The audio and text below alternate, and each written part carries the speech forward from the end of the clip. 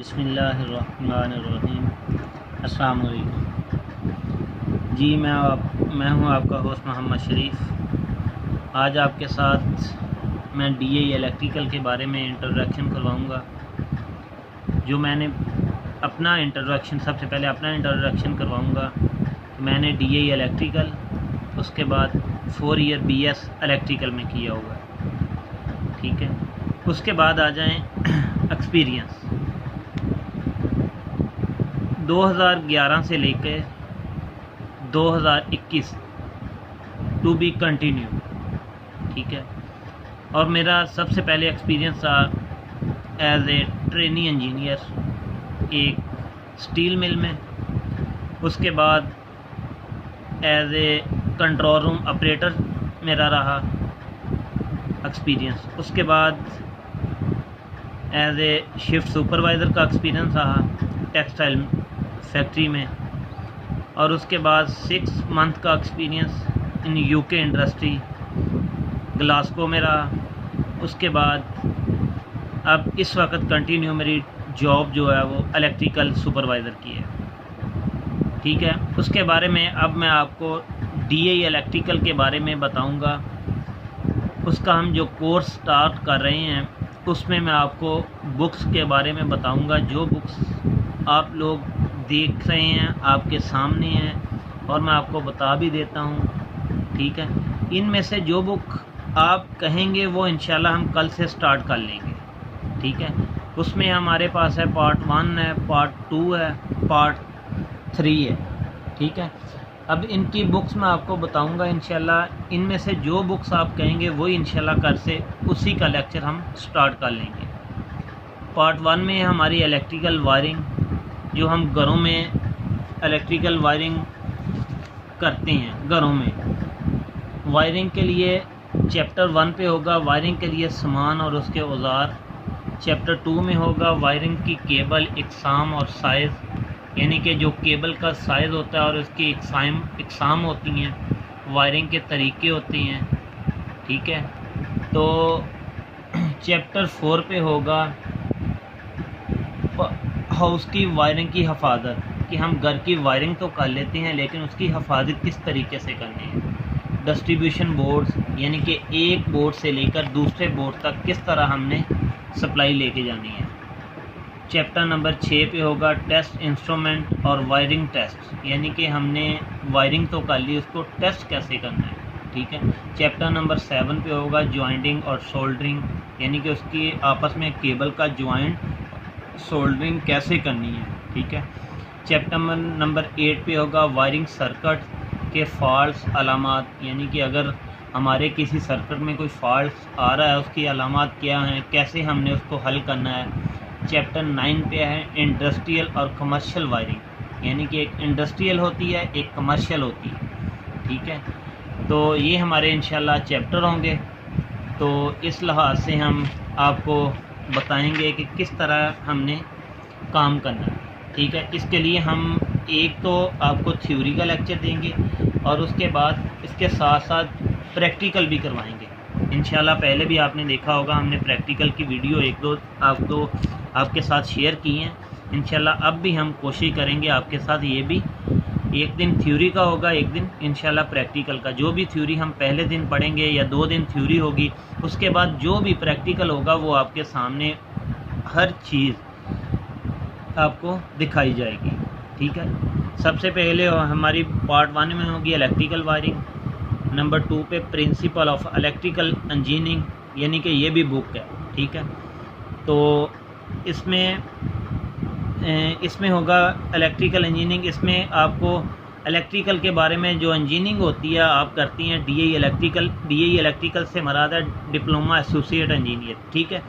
और इसमें आपको इस बुक के बारे में प्रिंसिपल ऑफ इलेक्ट्रिकल, यानी कि इलेक्ट्रिकल की इंजीनियरिंग के बारे में बताया जाएगा कि इसमें क्या क्या चीज़ें हैं, ठीक है। पार्ट 2 में होंगी डीसी मशीन और बैटरी।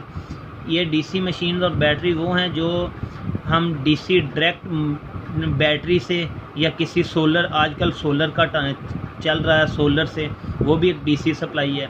उससे हम कोई मोटर या मशीन कोई भी चीज़ हम यूज़ करते हैं उसके लिए ये डीसी और मशीन और बैटरी के बारे में आपको बताया जाएगा। ठीक है। इलेक्ट्रिकल इंस्ट्रूमेंट एंड मेजरमेंट्स, यानी कि इलेक्ट्रिकल के जो इंस्ट्रूमेंट होते हैं उसकी मेजरमेंट्स होती हैं। मेजरमेंट्स क्या होती हैं कि अगर एक कमरे की आपके पास पैमाइश है, उसमें आपको पता होना चाहिए इतनी कमरे की पैमाइश है, उसमें इतनी लाइटें होनी चाहिए, इतने फ़ैन होने चाहिए। आपको उसका इस हिसाब से पता होना चाहिए कि इस कमरे की इतनी पैमाइश है, और उस हिसाब से आपको पता चल जाएगा कि आपने इस कमरे में कितनी लाइटें लगानी हैं, कितने फ़ैन लगाने हैं। ठीक है। उसके बाद नंबर 3 पे है यूटिलाइजेशन ऑफ इलेक्ट्रिकल एनर्जी। ठीक है। नंबर 4 पे है इंस्टॉलेशन प्लानिंग, यानी कि किसी भी चीज़ को, यानी कि किसी भी वायरिंग को इंस्टॉल करना है, यानी कि कोई भी चीज़, उसके लिए प्लानिंग क्या है, आपने पहले प्लानिंग करनी होती है। ठीक है। अगर प्लानिंग होगी तो आप काम कर सकेंगे। ठीक है। तो उसके आगे है बेसिक इलेक्ट्रॉनिक्स, यानी कि छोटी इलेक्ट्रॉनिक्स की चीज़ें, जिस तरह आपके घर में कोई LCD है, कंप्यूटर है, लैपटॉप है, रेफ्रिजरेटर है, वॉशिंग मशीन है। ठीक है। उसके अंदर आजकल जो आपके आ रही है वॉशिंग मशीन, वो ऑटो वाली, उसमें ऑल टू ऑल इलेक्ट्रॉनिक्स का काम है। इसमें आपको इलेक्ट्रॉनिक्स के बारे में पढ़ाया जाएगा। ठीक है। पार्ट 3 में है इंडस्ट्रियल इलेक्ट्रॉनिक्स।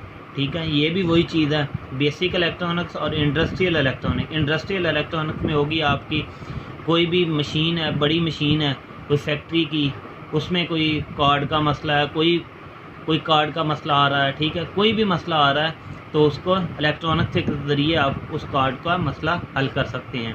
उसके आगे आप पावर प्लांट एनर्जी कन्वर्जन, तो उसके लिए पावर प्लांट आपकी सप्लाई बिजली कैसे पैदा होती है, कैसे आप आगे डिस्ट्रीब्यूट करते हैं। ठीक है। आपके घरों में सप्लाई किस तरह आती है, किस तरह पावर प्लांट पे किस किस इकसाम से पैदा होती है, कौन कौन सी हमारे पास सोर्स हैं जिससे हम बिजली पैदा कर सकते हैं, इसके बारे में आपको पढ़ाया जाएगा। उसके बाद है AC मशीन, यानी कि जो आपकी इस घरों में मशीन, AC मशीन जो हमारे घरों में चल रही हैं, कोई भी मशीन है तो उसके बारे में आपको बताया जाएगा, AC मशीन के बारे में। ठीक है। उसके बाद आ जाएं ट्रांसमिशन एंड डिस्ट्रीब्यूशन, यानी कि किस तरह एक ग्रिड से लेकर घर तक किस तरह ट्रांसमिशन और डिस्ट्रीब्यूशन की जा सकती है। ग्रिड से देख लें, या एक घर में आपकी मेन DP से लेकर जो मेन ब्रेकर है उससे लेकर आपके लास्ट पॉइंट तक, यानी कि कोई भी बोर्ड आपने लगाना है उस तक किस तरह आपने ट्रांसमिशन और डिस्ट्रीब्यूशन करनी है। उसके बाद repair and maintenance of electrical instrument, यानी कि किस तरह आपने रिपेयरिंग करनी है किसी भी चीज़ की। फ़ैन की रिपेयरिंग किस तरह करनी है, वॉशिंग मशीन का मसला है वो रिपेयरिंग किस तरह करनी है, इस्त्री या बल्कि आयरन है उसकी आपने रिपेयरिंग किस तरह करनी है। ठीक है। इस तरह इंशाल्लाह आपको हर चीज़ के बारे में मालूमात दी जाएगी। ठीक है। इंशाल्लाह वक्त के साथ साथ आपको ये हमने आपके सामने बुक पार्ट बना के पार्ट रखे हैं, पार्ट 1, पार्ट 2 और पार्ट 3।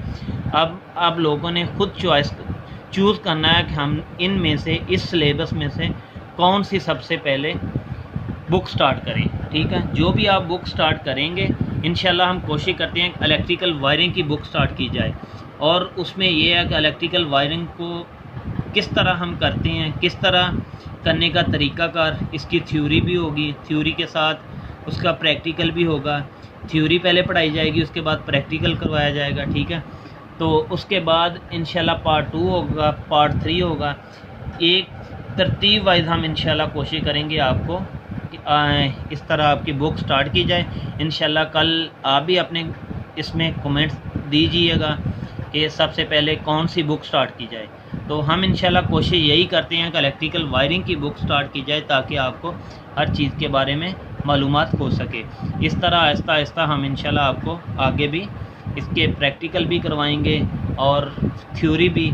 और ये कोर्स है, इंशाल्लाह आप करेंगे ये कोर्स तो आपको पता चल जाएगा। ये कोर्स के साथ साथ कोर्स तो अलग, थ्योरी एक अलग चीज़ है। ठीक है।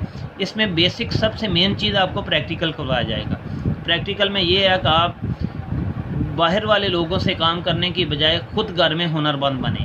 ठीक है। एक हुनरमंद बनने के हिसाब से आप घर का काम खुद करें, बाहर के आदमी की ज़रूरत ही ना पड़े आपको। एक आजकल का जो दौर जा रहा है वो एक हुनरमंद होने का माशरा है। हम हुनरमंद हों तो हर लिहाज से हम अपना काम खुद कर सकते हैं। ठीक है, ये था आज हमारा आज का टॉपिक। आप कोशिश कीजिएगा, हमें कमेंट में दीजिएगा कमेंट, तो उसके लिए हमने आपके सामने ये सब चीज़ें रख दी हैं। ठीक है, आगे इंशाल्लाह आपके साथ हर चीज़ के बारे में आपको मालूमात दी जाएगी। अगर कोई भी मसला मसाइल हो तो आप हमारे साथ ज़रूर शेयर कीजिए इंशाल्लाह। अल्लाह हाफ़िज़।